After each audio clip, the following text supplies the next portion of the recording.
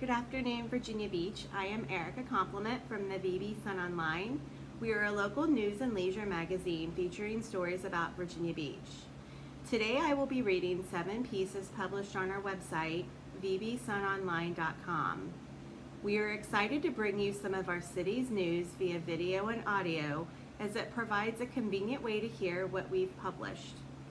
The first 4 stories are local news stories. The 5th piece is a look at what is on the horizon here in Virginia Beach, followed by a poem by Kempsville resident Debbie Collette. We will close with my take on a recent decision by the NFL regarding players kneeling during the national anthem. The state is making moves to attract a wind farm off of the coast.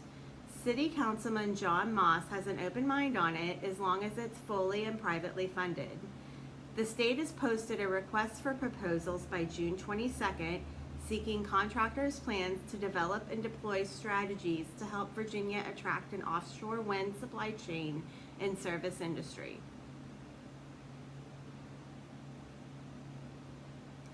Siegler Reels is investing $975,000, moving and expanding from the Northern Neck to Oceana South. The city has granted the firm $55,000. Siegler will move and expand its manufacturing operations this summer from the Northern Neck to 1352 Taylor Farm Road in Oceana South Investment Park.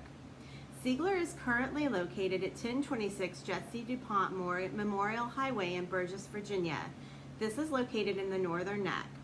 The company was established in 2010 and manufactures, assembles, and distributes 10 models of performance fishing reels to U.S. and international retailers.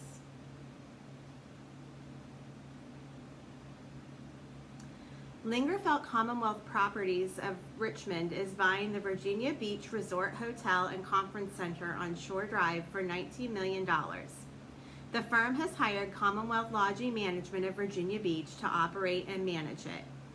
The combined hotel and conference center, which comprises 263,328 square feet of space, will have 295 suites and rests on a 3.6-acre site on the Chesapeake Bay.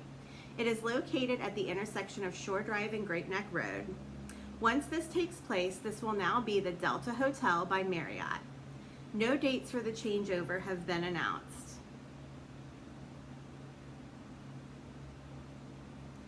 The Lansdowne High School solar team won the national recognition with sun-powered vehicle, the Solar Express, and will be honored in June in Washington. This gray and black Power Wheels F-150, equipped with mounted solar panels, recently earned the high school the Virginia Senior School of the Year honor for the 3rd consecutive year in a row. These events are currently on the horizon on vbsunonline.com from May 30th to September 30th. On May 30th, the school improvement public meetings will take place at Green Run High School and Salem High School. The Community Emergency Response Team course begins at the Fire Training Center from June 4th and will conclude on July 14th. From June 5th to June 6th, Naval Technology Discovery to Deployment Forum and Expo will be held at the Sandler Center. On June 6th, the Ride On Band kicks off the free summer concert series through August 29th at Virginia Beach Town Center. The 25th Annual North American Sand Soccer Championships will take place at the Virginia Beach Oceanfront from June 8th to June 10th. On June 9th, the African American Music Month Festival will take place at the Princess Anne County Training School, Union Kempsville High School Museum. The 2nd Annual Community Showdown at Little Island Park and Sandbridge will take place on June 9th and June 10th. The 63rd Annual Boardwalk Art Show from 18th Street to 35th Street on the Virginia Beach Boardwalk will be set up from June 14th to June 17th. On June 22nd and June 23rd, the Virginia Arts Festival's Funhouse Fest featuring Alison Krauss and Bruce Hornsby will take place. On July 14th, the Virginia Beach Sportsplex will host the second annual Virginia Caribbean Family Fun Day and Festival. The 2018 Boy Scout Golf Classic will take place on July 23rd at the Princess Anne Country Club. And from September 20th to September 30th, the Virginia Beach Neptune Festival's Boardwalk Weekend on the Virginia Beach Boardwalk will happen.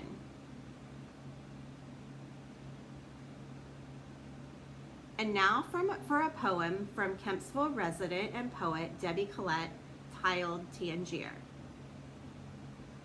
A sea sparrow croons among the reeds. Pelicans fly in, form over the beach. A black duck waddles down the street. A heron proudly wades a marshy stream. Sounds of gentle waves up the shore. An old man slowly rocks upon a porch. They have time and history at their core, friendly smiles and so much more. You can almost hear the fishing tales of mighty storms and ruthless gales, of 10-foot seas and singing whales, of crews that took their final sail. The spirit of the hardy souls still have a story to be told. Beyond the summer storms and cold, their journeys yet will still unfold.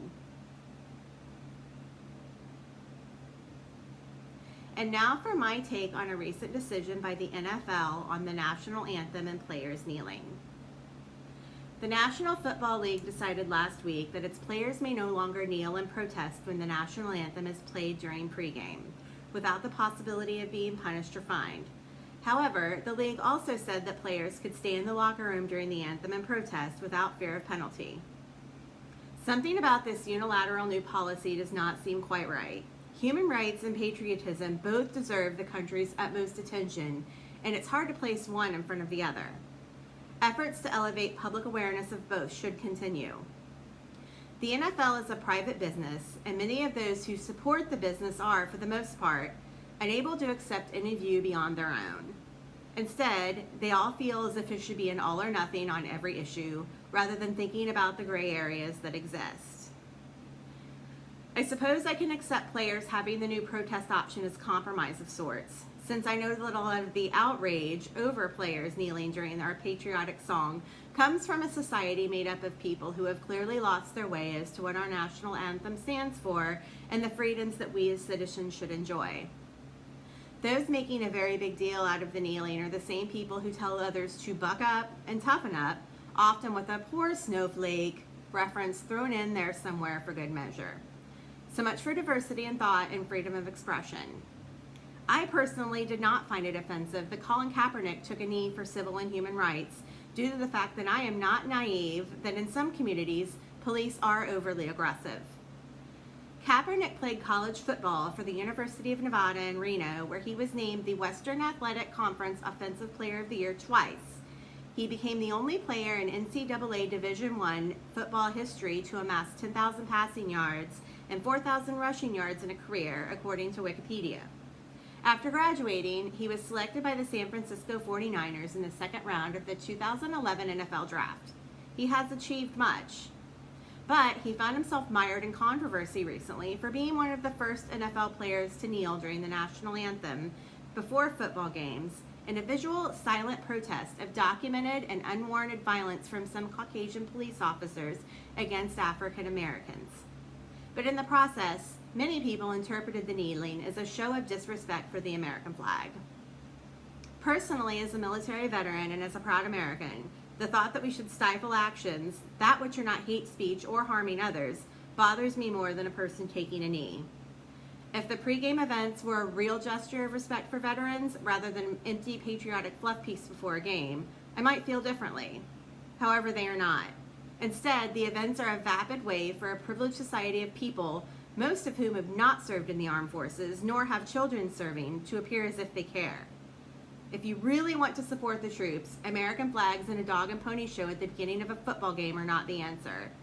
I am reminded just how volatile a situation this can be for a veteran, and the national anthem pregame variety show isn't going to help our most at-risk veterans. Additionally, a colorful mass of sweaty, drunken people in the stands removing their hats and a football organization standing for the anthem isn't the ultimate show of respect. Sure, it looks good, but to me it's a shallow gesture. Want to show some real appreciation for veterans? Contact local veterans organizations to see what you can do to help. Check in on those who may be living with the effects of war long after the uniform is put away in a memory chest. Don't discourage children from exploring a career in the military. It wasn't always fun for me, but it made me the fearless, confident, honest woman with 20 years of real life, travel, and exposure to things bigger than myself and my individual goals, along with a healthy appreciation for failure as lessons and constructive criticism. To me, that's not really a bad deal. And last but not least, there are some serious issues in the NFL involving both player and franchise owner conduct. Don't believe me? Think about the double standard imposed on cheerleaders and their conduct. Think about Ray Lewis allegedly murdering someone and walking free. Think about the owner of the Carolina Panthers, Jerry Richardson, and his disgusting behavior. That is the stuff we should be outraged over. Have a great evening, Virginia Beach.